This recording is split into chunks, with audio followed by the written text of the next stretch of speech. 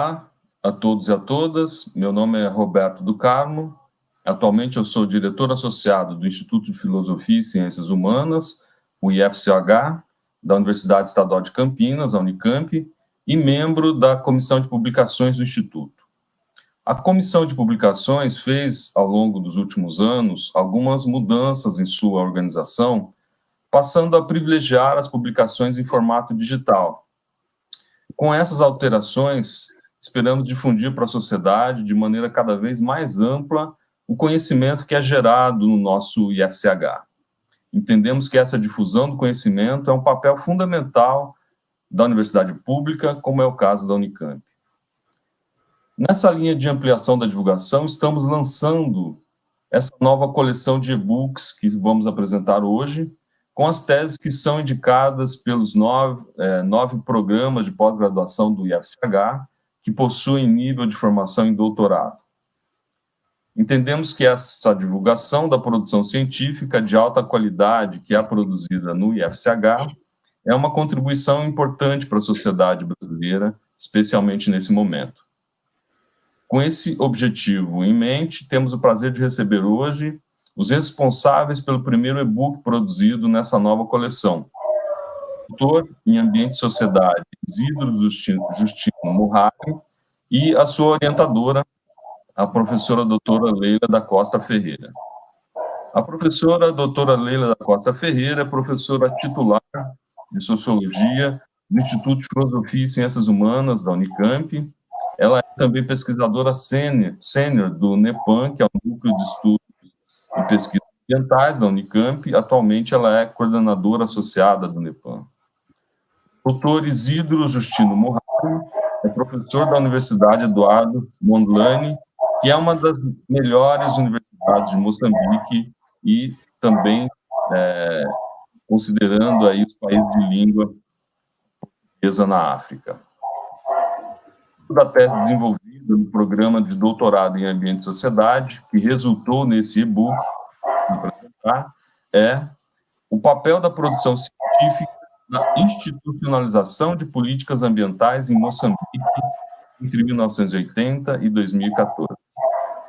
Agradeço muitíssimo a presença e a disponibilidade dos nossos convidados, e eu gostaria de começar, então, esse nosso bate-papo perguntando para a professora Leila Ferreira como esse trabalho se insere e como esse trabalho se articula com o conjunto dos seus temas de pesquisa. Bom, obrigada pelo convite, é um grande prazer estar com o Roberto do Carmo e com o Isidro Murrari, dois grandes intelectuais que eu conheço já há muito tempo, e quero parabenizar o Roberto e o IFCH por essa atitude dos e-books, das melhores teses de doutoramento que são feitas nos vários programas, que eu acho que é bastante importante esse nível de divulgação. Bom, quanto à tese do Isidro, realmente eu quero ser breve, porque a gente precisa ouvir o Isidro também.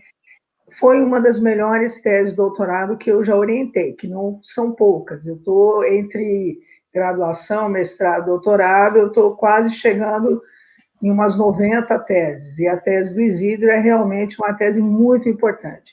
Como é que ela se insere nos meus projetos de pesquisa?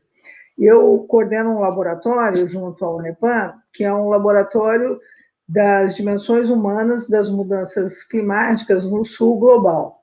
Com a vida do Isidro para o doutorado em Ambiente e Sociedade, que é o doutorado interdisciplinar do IFCH e do NEPAM,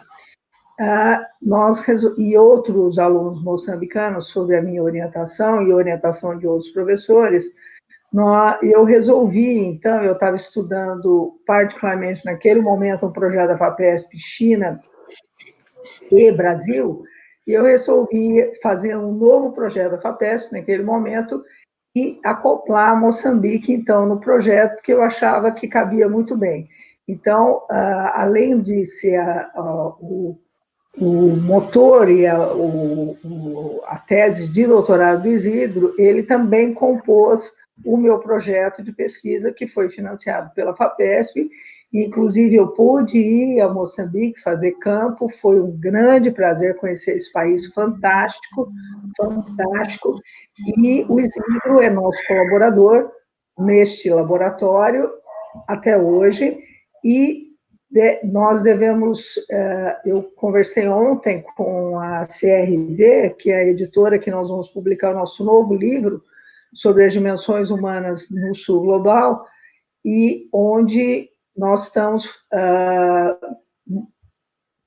tratando do resultado desse projeto de pesquisa. Foi financiado, o livro também foi financiado pela FAPESP, e o Isidro tem um capítulo bastante importante, onde ele faz uma síntese da sua tese de doutorado e que vai ser objeto do seu e-book. Enfim, eu acho que é um país extremamente relevante para que a gente faça colaborações, que a gente continue estudando, e o Isidro é uma pessoa que tem feito esse papel de uma forma muito significativa.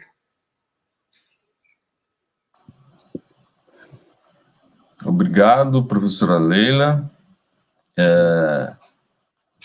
Isidro, eu gostaria que você contasse um pouco, então, qual é o tema e quais são as principais questões que você aborda nesse seu trabalho de pesquisa. Tá bom. Muito obrigado, Roberto.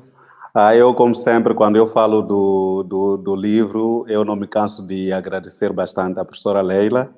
A professora Leila tornou-se uma grande amiga. Ok, eu devo a tudo que aconteceu o doutorado exclusivamente à professora Leila.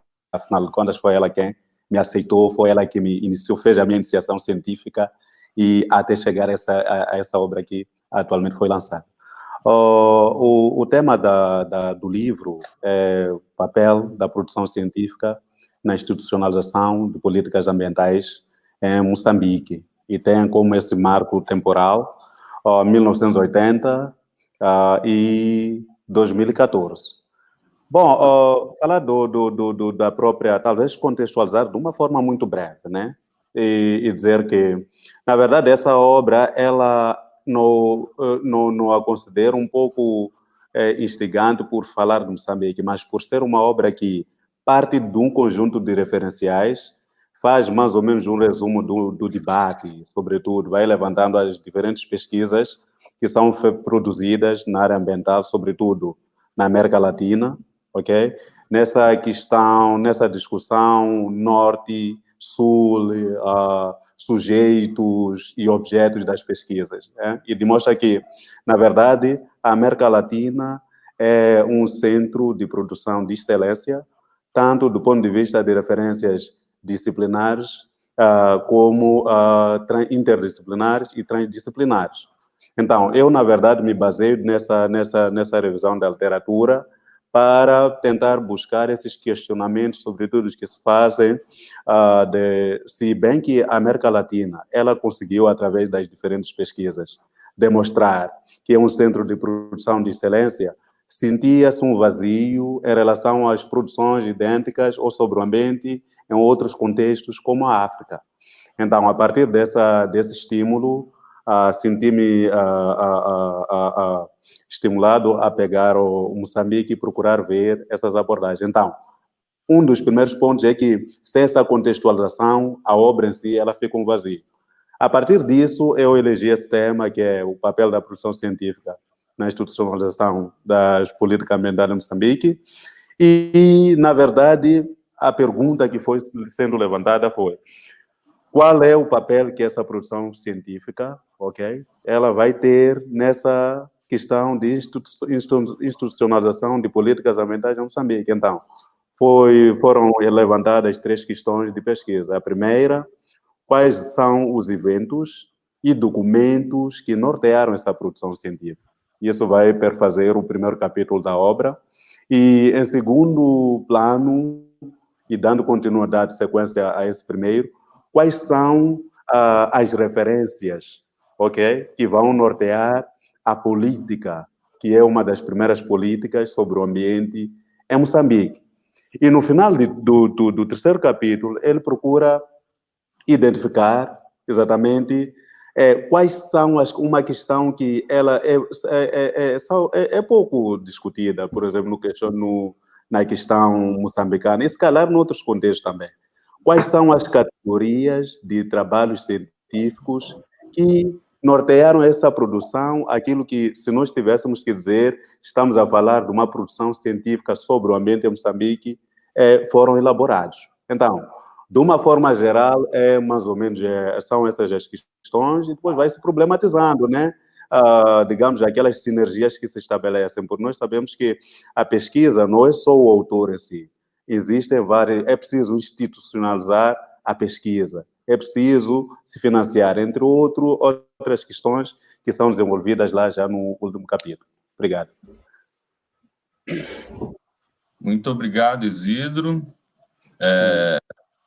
Professora Leila, eu gostaria que a senhora você comentasse um pouco sobre a especificidade do trabalho de orientação no nível de doutorado, né, quando o candidato já tem uma certa autonomia de trabalho, uma certa forma de pensar a pesquisa, que tipo de procedimento que um orientador de doutorado tem nessa atividade específica? É muito interessante essa sua pergunta. Eu estava pensando exatamente isso quando o Isidro estava falando, que há um diferencial, né? Não só o fato de você orientar um doutorado, porque já é uma pessoa que já tem uma certa autonomia, mas no caso do Isidro também tem um outro diferencial, é o fato dele ser professor. Então, a maturidade intelectual, a dedicação é bastante diferente. Ele não é mais um jovem que fez direto, né, mestrado, doutorado, ele já tem muita experiência de pesquisa. Então, isso facilitou muito a nossa relação. A primeira coisa que eu digo que foi um grande aprendizado, porque eu não conhecia a história, sou uma leitora, obviamente, dos autores como Miyakoto, por exemplo, de Moçambique. Então, eu sempre admirei muito Moçambique, mas eu não conhecia a história ambiental de Moçambique. E isso tudo o Isidro me trouxe de uma forma que foi um grande aprendizado para mim e mudou muito a minha perspectiva, da minha visão sobre a questão do sul global a partir da experiência de Moçambique. Por outro lado, a gente trabalha sempre de uma forma de grupos de pesquisa. Isso é uma característica, você sabe disso, Roberto, desde porque eu sempre fiz isso. Eu trabalho de uma forma muito coletiva.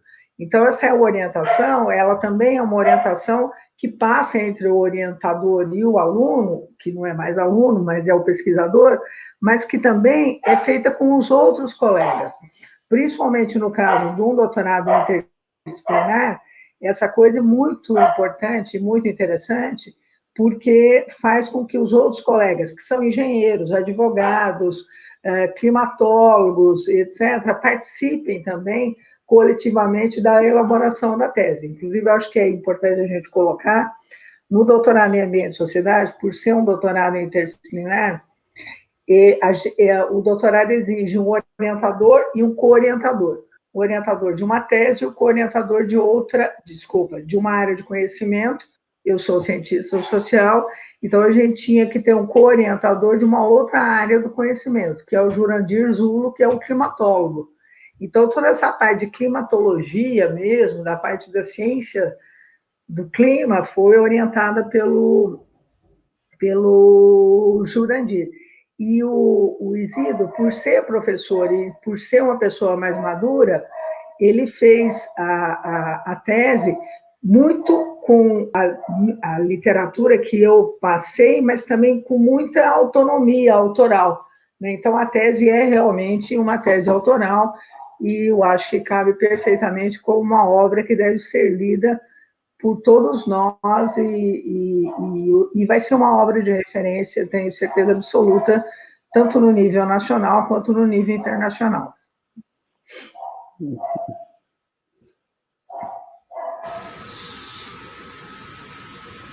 Obrigado, Leila.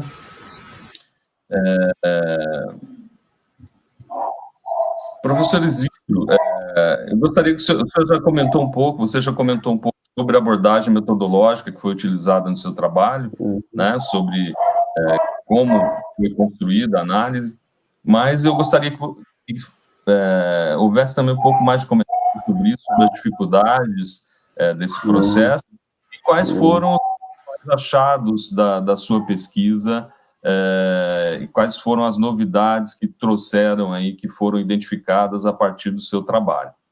Sim, muito obrigado mais uma vez. Bom, na verdade, quando nós já estamos a adentrar nessa componente metodológica, eu preciso voltar a agradecer ao seminário de teses, ok, alguns professores que eu agora me lembro do próprio programa de mestrado, eu por causa da professora Lúcia, ok, Lúcia da Costa Pereira, eu saí de outros professores, né, que passaram por lá. Eu lembro-me dela porque numa das aulas falou-me de uma metodologia que foi a bola de neve, que para mim parecia-me um pouco nova, mas bastante enquadrada para abordar a pesquisa em África. A literatura que aborda sobre a metodologia científica e sobre a pesquisa em África, ela é unânime no sentido de afirmar que é difícil pesquisar a África.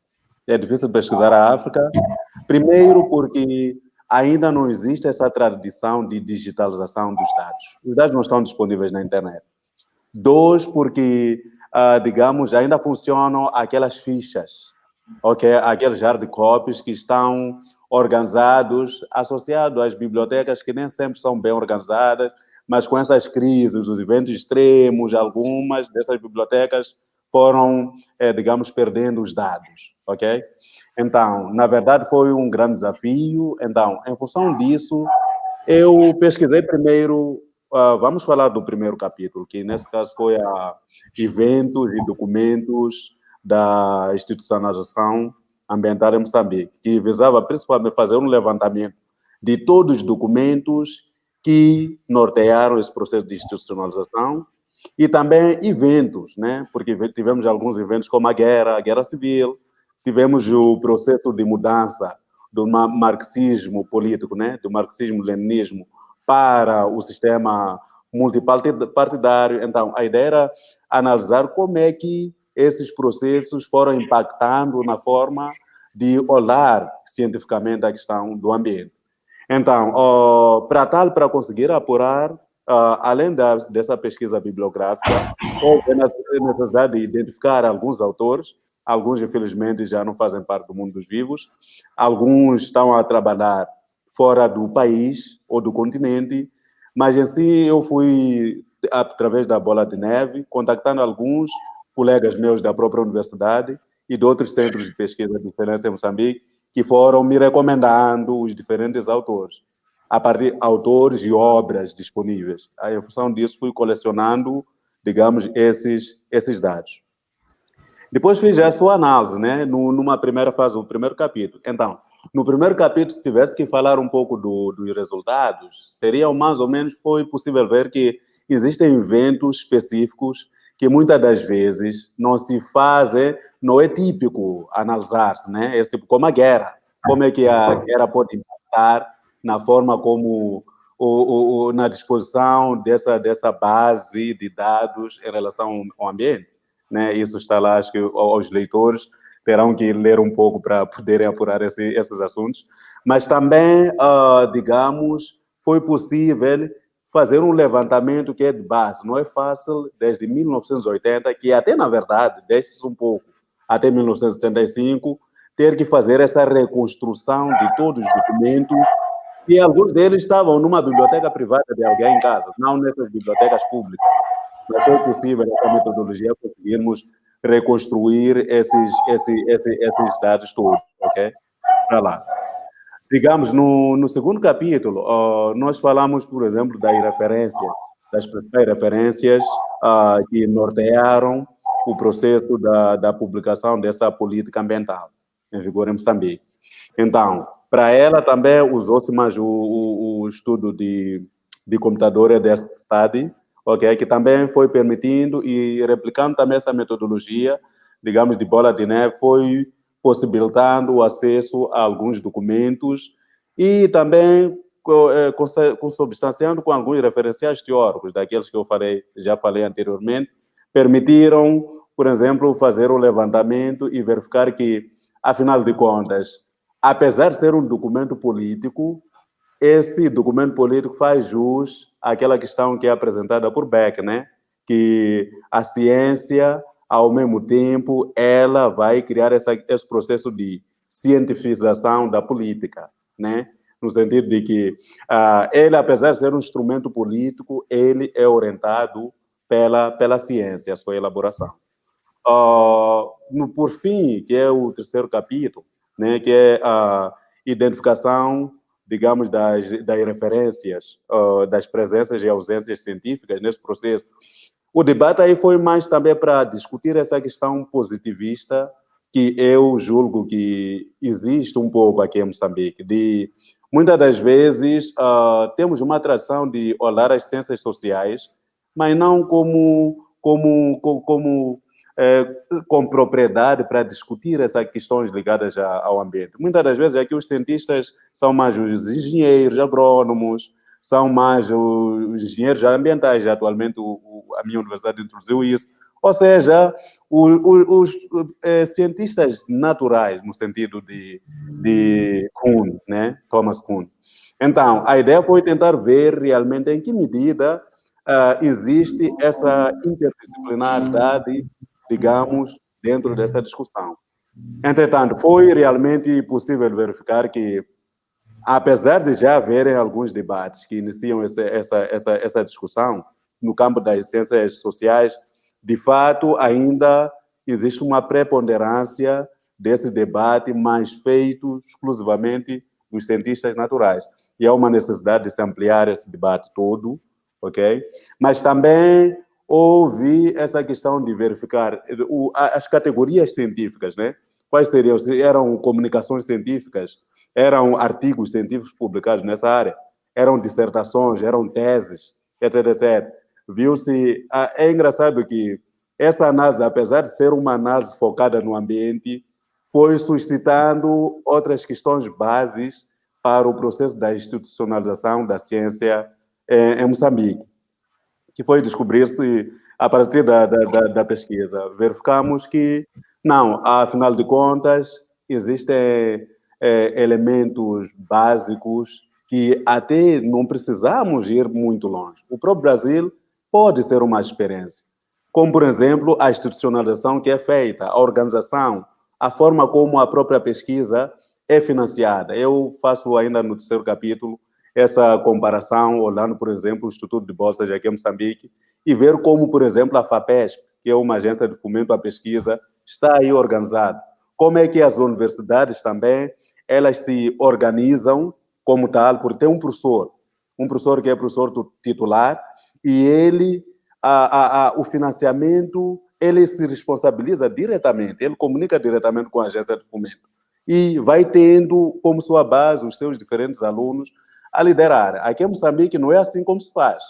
Lança-se um concurso, o financiamento já é escasso, mas lança-se um concurso e o que acontece, na verdade, é que até ainda continuam esquemas de corrupção, né? Então, o professor que é titular, os seus assistentes vão se degladiando com propostas para aceder a um financiamento. Mas nem sempre as propostas que são selecionadas são aquelas que apresentam rigor teórico e metodológico para efetuar-se essa pesquisa. Então, na verdade, levantou-se essas questões ligadas ao financiamento, entre outras questões são muito importantes, não só ligadas ao ambiente, como também para a necessidade de se pensar a questão da institucionalização da ciência em Moçambique. Eu posso até dizer que agora, atualmente, em Moçambique, e citando uma entrevista atual do Sua Excelência, o Presidente da República, faz um apelo só para ver que a nossa pesquisa ela é bastante atual. Está fazendo um apelo para que as universidades tornem-se umas universidades de investigação. Parece uma redundância, mas é uma componente que já deixava a desejar nas universidades, ok? Então, a partir disso, eu julgo que há uma necessidade de se pensar e se organizar se organizar, essa questão do financiamento e mesmo a reorganização das universidades para esse processo de pesquisa científica. E eu acho que, não estou para ser presunçoso, mas julgo que essa obra pode também, tem algumas reflexões que podem, se calhar, ajudar um pouco a pensar essa situação. Muito bom. Muito obrigado, Isidro. Então, fica o convite para aquelas pessoas que estão assistindo, para que leiam o e-book, e vocês viram aí nessas palavras do Isidro Mohalli, que realmente o tema desse e-book é um tema super atual e muito relevante, tanto em termos do trabalho relativo à questão ambiental, quanto em termos da própria discussão que se faz, que o Isidro faz, nessa tese orientado pela professora Leila, sobre a questão também da produção do conhecimento e das implicações de como o sistema universitário é organizado. Então, agradeço muitíssimo ao Isidro e à professora Leila, e com isso a gente encerra a nossa conversa de hoje. Muito obrigado. Obrigada. Obrigado.